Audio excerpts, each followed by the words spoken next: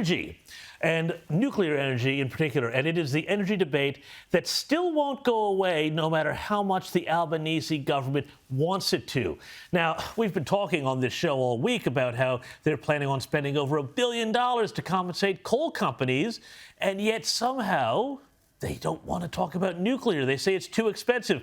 How does that work? Well, in Australia, we're stubbornly sticking with our anti-nuclear rhetoric. Have a look at this.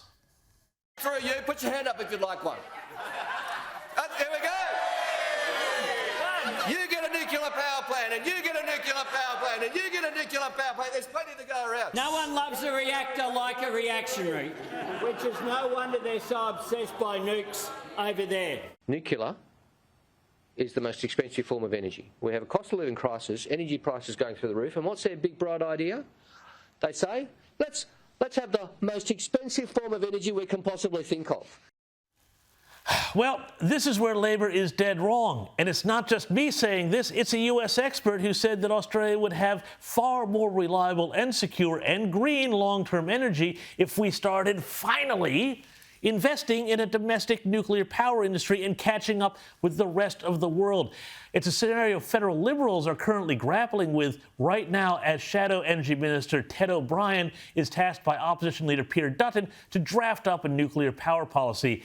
Ted O'Brien joins me now. Thank you so much, Ted, for being here. You only need to look around the world, Europe, America, Britain, Japan, to see the benefits of nuclear energy. And if you care about climate and emissions, why is Australia still so stuck in the past? Well, find the answer to that question, James, and let me know, and then we'll both know. Australia is stuck in the past on this one, and I'm delighted to again be having a chat to you about it, because it is high time that the Prime Minister plucks his head out of the sand and starts looking at what the rest of the world are doing. And you're right, you know, you talk about other countries, that there are 34 economies right now with nuclear energy. There's another 50 countries across the world considering the introduction of nuclear energy for the first time. But here in Australia, no, the Prime Minister does not even want to talk about it. And, I mean, it seems to me that, you know, one of the big things we keep talking about is AUKUS and submarines and the possibility of even, you know, leasing or acquiring nuclear submarines sooner than the AUKUS deal had originally intended. And yet we still can't even talk about having, for national security purposes, some sort of domestic onshore policy. I mean, surely if Labor is, as you know, they like to say, fair dinkum about AUKUS and our defence, they would have to be entertaining that, wouldn't they? Look, I don't think fair dinkum and Labor should ever be used in the same expression, James. I really don't. But you make a point, which is Australia is already a nuclear nation. We've already made that decision.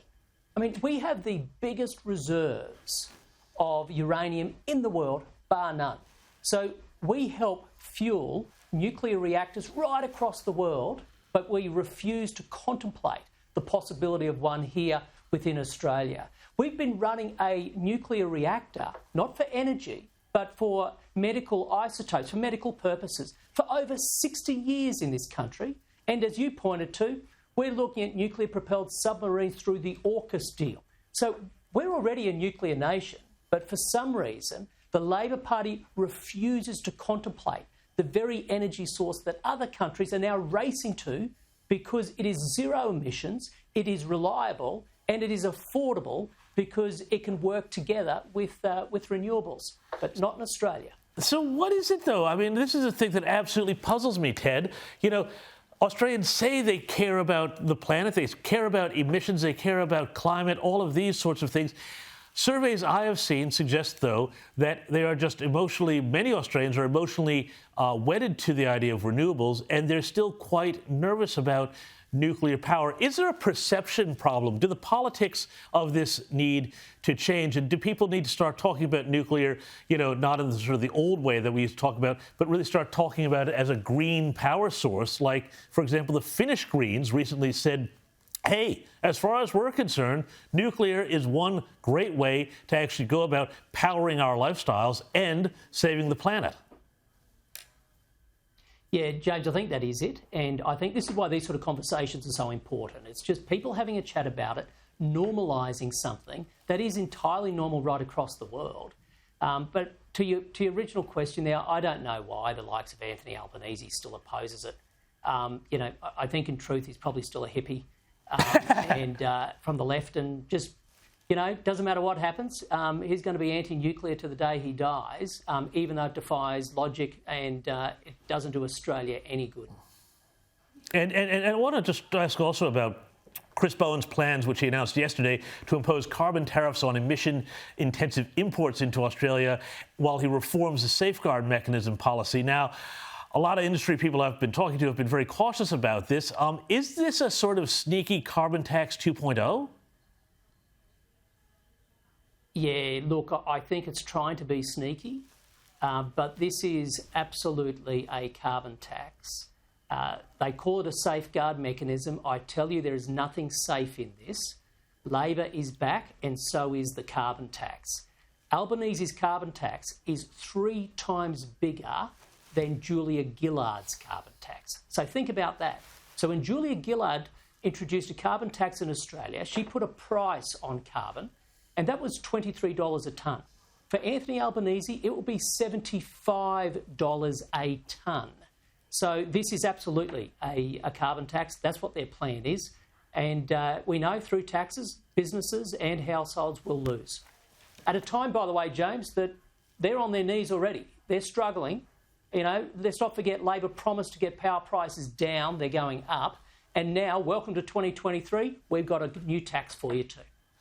And before you go, I just want to ask your reaction to this story which broke late this afternoon. A falling out between 2 of the nation's richest men has led to the abrupt implosion of the $30 billion Sun Cable project, which was going to take solar power, I think, from the Northern Territory to Singapore. Just very quickly, does this suggest that maybe some of these green schemes around being a renewable energy superpower just aren't quite what they're all cracked up to be? Oh, look, I don't know what's happened between the 2 of those gentlemen, but I can tell you when it comes to renewables, the problem with the Labor Party isn't renewables per se. I mean, we all want to see renewables succeed. But the problem with the Labor Party, and a lot of those who support them, is the scale and speed at which they're rolling them out.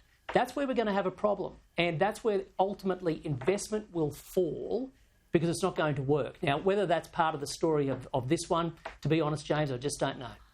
That's fair enough. Listen, Ted O'Brien, great to have you on the program. Thanks so much for joining us tonight.